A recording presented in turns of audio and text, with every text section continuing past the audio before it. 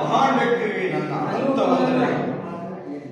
ಇದೇನು ಕುರುಸಭೆಯೋ, ಮುಖಹೀನ ಮುಚ್ಚಲಿನ ಸಮ್ಮೇಳನವೋ, ಶಿಷ್ಟಾಚಾರದ ಸಂಪ್ರದಾಯದ ಸುಳಿಯದ ಸುಳಿಗಾಳಿಯೋ, ಗುರುಕುಮಾರರ ಕ್ರೀಡಾಂಗಣವೋ,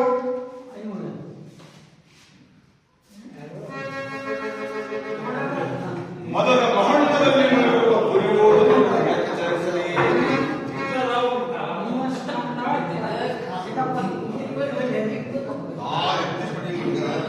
ಮದದ ಮಹಂತದಲ್ಲಿ ಮುಳುಗುವ ದುರ್ಯೋಧನನ್ನು ಎಚ್ಚರಿಸಲೇ. ಏಳು ಸಾಮ್ರಾಟ ಎಷ್ಟು ಆದಕ್ಕೆ ಕೃಷ್ಣನ ಪಾತ್ರನಿರುವುದಿಲ್ಲ. ನಾನು ನಿನಗೆ ನಮಸ್ಕಾರ ಮಾಡುವುದು ಈ ಸಾಮ್ರಾಟನ ಬಲಗತ್ತಲ್ಲಿ ಆಸಕ್ತಿ ಮಾಡುವುದೇ. ನಾವು ನಿನ್ನ ಪಾದಕ್ಕೆ ಅಡೆ ಹಚ್ಚಿರುವುದು ನಿನ್ನ ಧಾರ್ಮಿಕತೆಗೆ ಸಾಕ್ಷಿಯಾಗಿದೆ. ಧಾರ್ಮ ವಿದ್ಯೆಯಲ್ಲಿ ಮೊದಲ ಮದವನ್ನು ನಡೆಸುವುದು ಇದೊಂದು ರೀತಿ. ಕೃಷ್ಣ ಕುಶಬ್ದಗಳನ್ನು ಕಾಣಬೇಡ.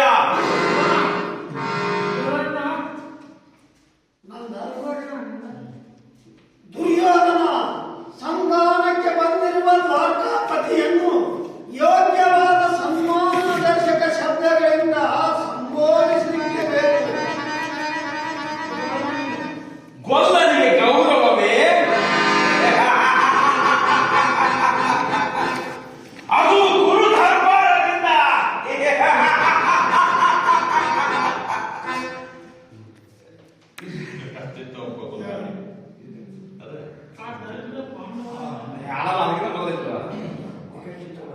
ಅಸಖ್ಯ ಯಕ್ಕರ್ಚಿತ ಒಬ್ಬ ದನಗಾಯಿಗೆ ಗುರು ದರ್ಬಾರದಿಂದ ಸನ್ಮಾನವು ಸಿಕ್ಕಲಾರದು. ಆ ದರಿದ್ರ ಪಾಂಡವರಂತೆ ಈ ಕೌರವರಲ್ಲ.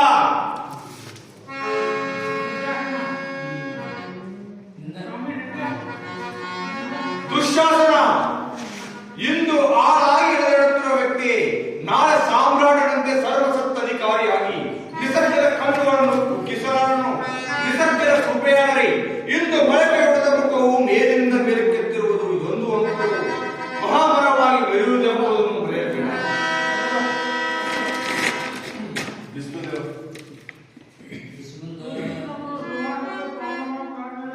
ಪಿತಾಮಹರೇ, ಪಂಚಪುರಗಳು ಪಾಂಡವರಿಗೆ ಪ್ರಾಪ್ತವಾದರೆ ಸಂಪೂರ್ಣ ಸಾಮ್ರಾಜ್ಯ ಸುಖವು ಸಿಕ್ಕತ್ತೆಂದು ಅವರು ಭಾವಿಸುವರು. ಕೌರವೇಶ ಅಲ್ಪ ಸಂತೋಷಿಯಾದ ಅಜಾತ ಶತ್ರುನ ಇಚ್ಛೆಯನ್ನು ಪೂರ್ಣಗೊಳಿಸು. ದಯಾದಿ ದ್ರೋಹದ ಲೇಪನವನ್ನು ಸಿಂಹಾಸನಕ್ಕೆ ಲೇಪಿಸಬೇಕು. ಆಚಾರ್ಯರೇ, ಉಪದೇಶವು ಸಾಕು. ನಕ್ಷತ್ರಗಳ ನಲ್ಲನಾದ ಈ ನರಳಿ ಕೊನೆಗೆ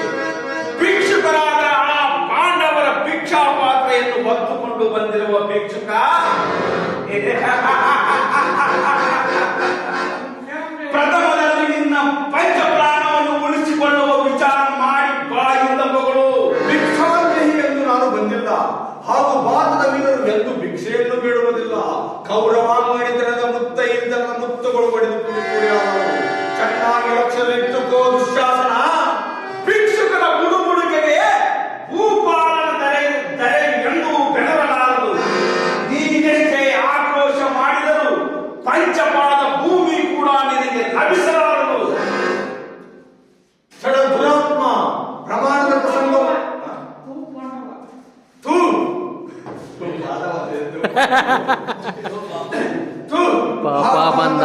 ಹಾ. ಮೂರೇ ಮೂರಡಿ ಭೂಮಿಗಾಗಿ 3 ಲೋಕಗಳನ್ನು ಆಕ್ರಮಿಸಿಕೊಂಡ ಬಲಿಚಕ್ರವರ್ತಿ ಸೃಷ್ಟಿ ಸಪ್ತಾಹಿ ಕಳಿಸಿದೆ. ಆ ತ್ರಿವಿಕ್ರಮಣ ಕಾಂತಿಪುರಗಳು ಪಂಚಪುರಗಳಿಗೆ ನಿಮಿಷಾಂತದಲ್ಲಿ ಪಾಂಡವರ ಪದಾರ್ಥಗಳಿಗೆ ಅರ್ಪಿಸುವೆ. ಕೃತಾಯುಗದ ಪುರಾಣವು ಖಚಿಸಬೇಡ. ದ್ವಾದಶ ಕಡೆಗಳಿಂದ ದೇದೀಪ್ಯಮಾನವಾದ ದ್ವಾಪರ ಯುಗವಿದು. ಸಾಮ್ರಾಟ್ ಸುಯೋಧನ ಮಂತ್ರವಿದು. ಸಾಮ್ರಾಟ ಸತ್ತೆಯಿಂದ ಕೊಪ್ಪೇರಿ ಕಪಿಯಂತೆ ಕುಣಿದಾಡಬೇಡ. ದುರ್ಯೋಧನ ಯಂತ್ರ ಮಂತ್ರಗಳಿಂದ ಸರ್ವ ಸ್ವತಂತ್ರನಾಗಿ ಮದದಿಂದ ಮತ್ತನಾಗಿ ಪರಧನ ಪರಸ್ತ್ರೀಯನ್ನು ಅಪಹರಿಸುತ್ತಾ ಅನ್ಯಾಯ ಆಡುತ್ತಲಿದ್ದ ಆ ಭೂಕಂಠನಾದ ದಶಕಂಠನ ಕಂಠನಾಳವನ್ನು ಸೇರಿದಿರುವೆ. ಶಕ್ತಿಯೇ ಪಾಂಡವರ ಬೆಂಬಲವಾಗಿದೆ. ಓಹೋ, ಇವನೇನು ರಘುರಾಮನು?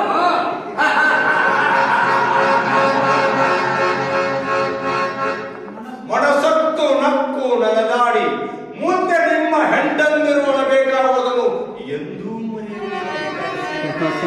ಶಾಸನ ಸಿಕ್ಕಂತೆ ಪವಿತ್ರ ಮೊದಲ ಕುಣಿಯಲು ಕಟ್ಟಿ ಹಾಕಿದ್ರು. ಅಯ್ಯಯ್ಯೋ, ಹೊಟ್ಟೆಯಲ್ಲಿ ಭಯಂಕರವಾದವ್ರಿ, ತಾಳಲಾರೆ. ಉದ್ಧಾರ